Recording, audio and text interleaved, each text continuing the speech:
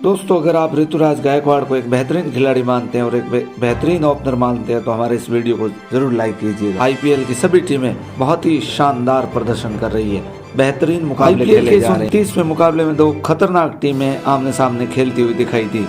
दोनों ही टीमों ने बहुत शानदार प्रदर्शन किया। ये दोस्तों, आपको इस रोंगटे खड़े करने वाले और रोमांचक मुकाबले की पूरी हाईलाइट बताते हैं। लेकिन उससे पहले दोस्तों, आपको क्या लगता है महेंद्र सिंह धोनी और जडेजा में से किसके पास होनी चाहिए चेन्नई सुपर किंग्स की कप्तानी? दोस्तों, आईपीएल के इस मुकाबले में दो खतरनाक टीमें आमने सामने खेलती हुई दिखाई दी। एक तरफ सीएसके थे जिनकी कप्तानी रविंद्र जडेजा कर रहे थे, वहीं हार्दिक पांड्या के चोटिल होने के बाद गुजरात टाइटंस की कप्तानी राशिद खान कर रहे थे और गुजरात ने टॉस जीतकर पहले गेंदबाजी करने का फैसला किया। के दोनों ओपनर रॉबिन उथप्पा और ऋतुराज गायकवाड़ मैदान में उतरे। उथप्पा कोई खास नहीं कर पाए और सस्ते में आउट होकर पेविलियन चले गए। अनफिट होने की वजह से हार्दिक पांड्या इस मैच में नहीं खेल रहे थे और उनकी जगह कप्तानी कर रहे थे राशिद खान ने ग्राउंड पर बहुत अच्छी कप्तानी का प्रदर्शन किया। रॉबिन उथप्पा जल्दी चलते बने और उसके बाद मोइन अली भी कोई खास नहीं कर पाए और वे भी 1 के स्कोर पर आउट होकर पेविलियन चले गए। मोइन अली को अल्जारी जोसेफ ने शानदार तरीके से क्लीन बोल्ड कर दिया और उसके बाद मैदान में आए अंबती रायडू और शिवम दुबे ने मिलकर अच्छी इनिंग्स खेली और अंत में रविंद्र जडेजा ने अपनी कप्तानी का परिचय दिया और मात्र 12 गेंदों पर 22 रन ठोक डाले। इस बीच ऋतुराज ने अपने आईपीएल कैरियर की 8वीं 50 लगाई और उन्होंने मात्र 26 गेंदों पर 50 रन बनाए।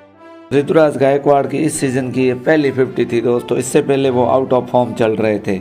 12वें ओवर में यश दयाल की गेंद पर चेन्नई सुपर किंग्स के इन बल्लेबाजों ने 19 रन बटोरकर टीम को और गति देने का प्रयास किया। 15वें ओवर में 124 के स्कोर पर चेन्नई सुपर किंग्स को तीसरा झटका लगा जब अंबती रायडू आउट होकर पेविलियन चले गए। इससे पहले अंबती रायडू ने और वे 31 गेंदों पर 46 रन बनाकर आउट हुए। उनका विकेट भी जोसेफ ने लिया। रायडू ने अपनी पारी में 4 चौके और 2 छक्के लगाए और ऋतुराज गायकवाड़ के साथ 56 गेंदों में 92 रन की साझेदारी कर डाली और 17वें ओवर में 131 के स्कोर पर चेन्नई सुपर किंग्स को चौथा झटका लगा जब यश दयाल ने शानदार गेंदबाजी करते हुए बैटिंग कर ऋतुराज गायकवाड़ को पेविलियन भेजा और इस समय ऋतुराज गायकवाड़ 48 गेंदों पर 73 रन बनाकर आउट हुए। इसमें 5 छक्के और 3 चौके शामिल थे।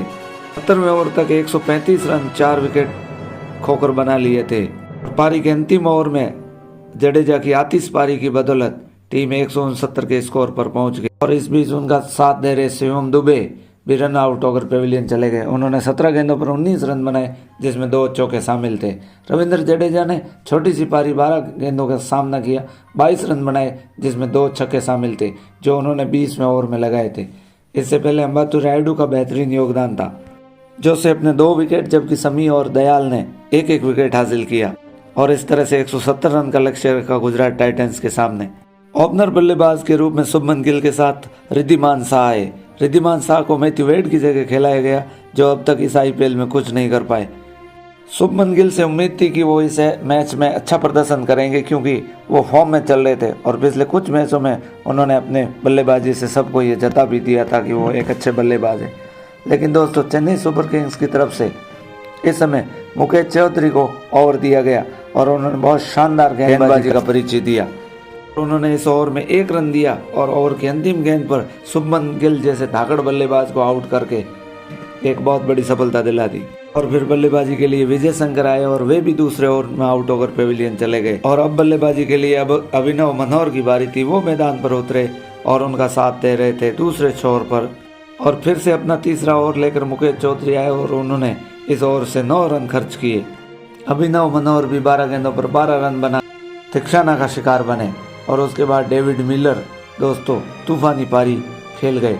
डेविड मिलर आकर के उन्होंने तो चौके और छक्कों की बारिश सी कर दी।